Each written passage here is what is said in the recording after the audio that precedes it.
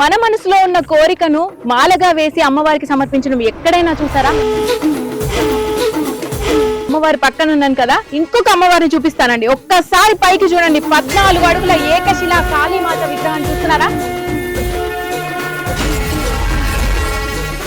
అయితే ఈ అమ్మవారికి నిమ్మకాయ దీపం రాహుకాలంలో 10 నుంచి 12 వరకు పెట్టి కోరికలను కోరుకుంటే చాలా జరుగుతాయి. 9 నవగ్రహాలను ఎక్కడైనా ఆలయంలో చూస్తాం. అలాంటిది 9 నవగ్రహాలకు సంబంధించిన చెట్లను ఎక్కడైనా కాళీమాత విగ్రహానికి బలి పూజలు ఉంటాయి. కానీ ఇక్కడ అలాంటివి ఏవీ లేకుండా హోమాలతో జపాలతో అమ్మవారిని